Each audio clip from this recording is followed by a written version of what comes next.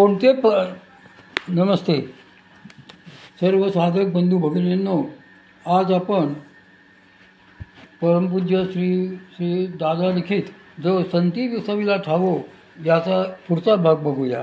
त्याच्यात पक्ष्यांच्याबद्दल माहिती सांगितलेली आहे की कोणते पक्षी नसावेत. श्री रघुनाथ पंडितांनी संस्कृत नैषधकाव्याच्या आधाराने रचलेल्या नरदमयंती स्वयंवराख्यानाम असे म्हटले आहे की तरी तर खग घे भेणे वेगळाले पळाले उपवन जल केली जे कराया मिळाले स्वजन गवसला जो त्याज पाशी नसे तो कठीण समय येता कोण कामास येतो. जय जय रघुवीर समर्थ. यात त्यांनी पक्ष्यांची एक विशिष्ट दूषित वृत्ती सांगितलेली आहे. आपल्या समूहातील एका हंसाला बाण लागून तो जमिनीवर पडताच भेणे म्हणजे भीतीने इतर खग पळून गेले. हे पक्षी जेव्हा एकत्र बसतात तेव्हा मोठे शूर असतात. एकत्र बसतात तिथे असेल ते खातात, पण नुसती कशाची चाहूल जरी लागली तरी भीतीने एकमेकांची दखल न घेताच पळून जातात. हा पक्ष्यांचा सामान्य स्वभाव असतो. म्हणून काही विशिष्ट पक्षी साधनास्थळाच्या परिसरात नसावेत असे श्री माऊलींनी सांगितलेले आहे.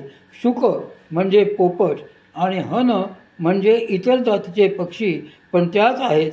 त्यातही कावळे, घुबडे, पारवे हे तेथे नसावेत, कारण हे सगळेच पक्षी फार गोंगाट आणि घाण करणारे आहेत.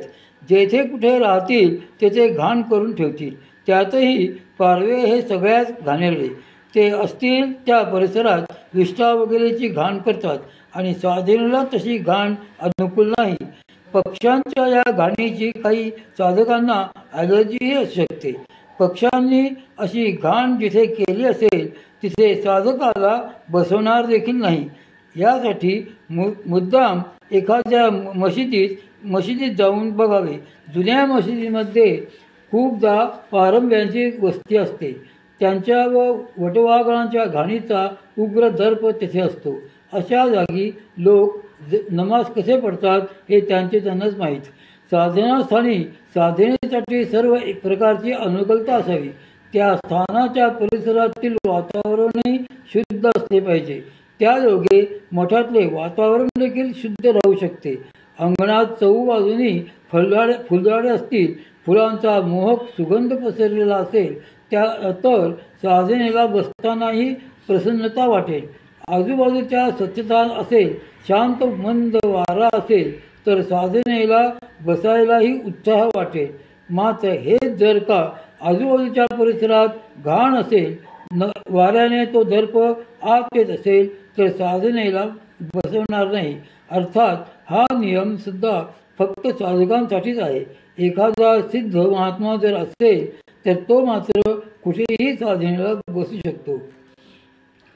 पोपटांची स्वभाव वैशिष्ट्ये. या ओळीत पक्ष्यांच्या प्रकारात ती माऊलींनी आवर्जून पोपटाचा उल्लेख केलेला आहे. याचे कारण असे की कलकलाट करणाऱ्या पक्ष्यांमध्ये त्यांचाही समावेश होतो. दुसरे म्हणजे अळ्या हे या पोपटांचे मुख्य खाद्य असते. ते नुसत्या अळ्या खातच नाहीत तर अळ्या, किडे, अर्धवट खाल्लेली फळे हे सर्व जिथे बसतील तिथे आणून टाकतात. या अगोदरच श्री माऊलींनी साधनास्थानाच्या परिसरात विविध फळझाडे असावीत असे सांगितलेले आहे. त्यामुळे 12ही महिने साधकांना फळे उपलब्ध व्हावीत. पण जर हे पोपट तिथे असतील तर ते फळे टोचून ठेवतात. फळे पिकायला आली की पोपट त्यांना चोचीने टोचतात आणि मग ती फळे झाडावरच नासून किंवा सुकून जातात. शिवाय यात आणखी एक भाग असा आहे की साधकांकरता पक्ष्यांनी टोचलेली फळे निषिद्ध आहेत. असे पोपटाने टोचलेले फळ साधकांनी खाऊ नये, कारण पोपटाच्या ठिकाणी प्रखर कामवासना असते असे तंत्रशास्त्रात सांगितले आहे. त्यामुळे पोपटाने टोचलेले फळ जो खाईल त्याच्या अंतःकरणात कामवासना उत्पन्न होते. म्हणून काही विशिष्ट तांत्रिक आणि वाजिकारक प्रयोगांमध्ये पोपटांनी टोचलेलीच फळे वापरली जातात. याच कारणाने पोपट त्या स्थानी असू नयेत असा उल्लेख श्री माऊलींनी मुद्दाम केलेला आहे. मृगपक्षीशास्त्र ग्रंथातील 29व्या श्रेणीत हंसदेवांनी पोपटाचे 3 प्रकार सांगितले आहेत: शुक, कीर आणि शारिका.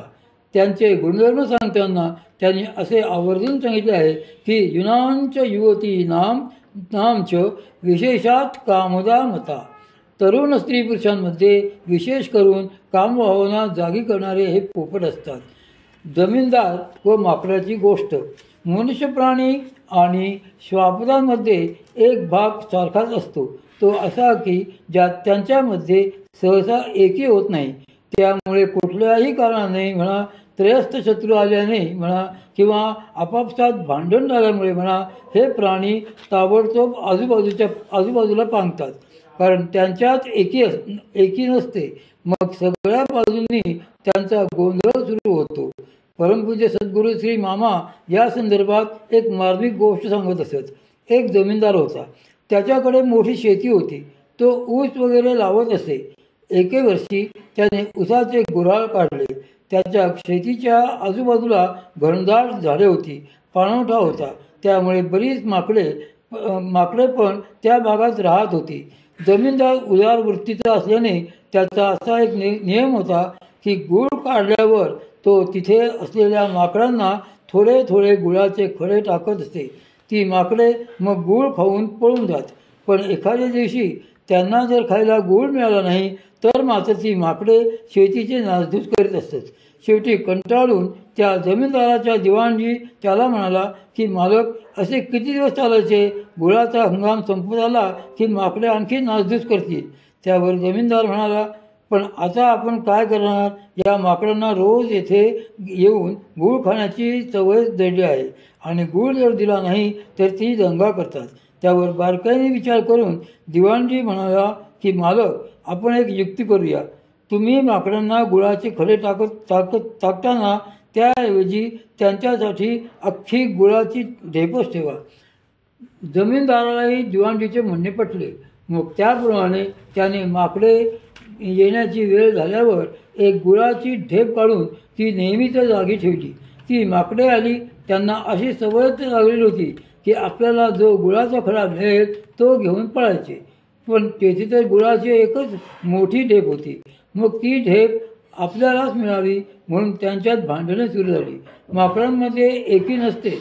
आपण सगळ्यांनी मिळून आहे ते वाटून घ्यावे असा समजूतदारपणाही त्यांच्यात नसतो.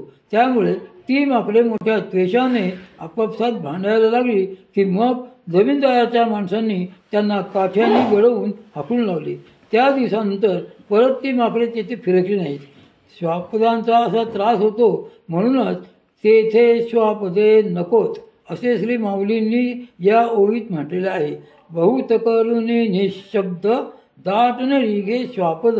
परंतु काही पाळीव आणि मांसाळणाऱ्या प्राण्यांची गणना मात्र या श्वापदामध्ये येत नाही. मृग हा उपयुक्त. अशा प्राण्यांमध्ये पहिला प्राणी आहे तो मृग. हरिणांचे मृग, कुरंग, वातायू, हरिण इत्यादी 14 प्रकार संभवतात. म्हणून हंसदेवांनी सांगितले आहे, हरणे पाळण्याची प्रथा जगभरात आहे. पूर्वीच्या ऋषिकुलात कृष्णमृग आवर्जून असत. त्याची 2 मुख्य कारणे आहेत. एक तर त्या जातीच्या हरणाचे कातडे साधनेकरता फार चांगले असते. त्याला मारून नव्हे तर त्याला नैसर्गिकरित्या मरण आल्यावर त्याचे उत्तम कातडे साधनेला फार उपयोगी पडते. आणि दुसरे म्हणजे मृगाचे शिंग हे अत्यंत औषधी असते असे आयुर्वेदाने सांगितले आहे. ज्याला आपण सांबर शिंग म्हणतो. तो उगाळून जर शरीराच्या सूज आलेल्या जागी लावले तर सूज लवकर उतरते. त्याचे भस्म जर मधातून घेतले तर कफ कमी होतो. या 2 गोष्टींसाठी विशेष करून मृग पाळले जात. पूर्वी राजपरिवारात तसेच श्रीमंतांकडे हरिणे क्रीडा मृग म्हणून पाळण्याची प्रथा होती.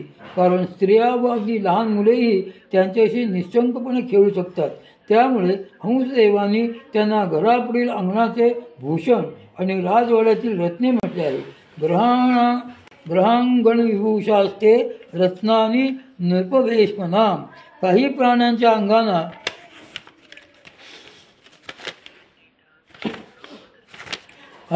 अंगांना जन्मजात काही विशिष्ट गंध असतात. मृगांच्या शरीरगंधामुळे विशिष्ट प्रकारचे हानिकारक सूक्ष्म जंतू आणि किडे त्यांच्या जवळ येत नाहीत. म्हणूनही हरणे पळावीत असे शास्त्रकारांनी सांगितलेले आहेत.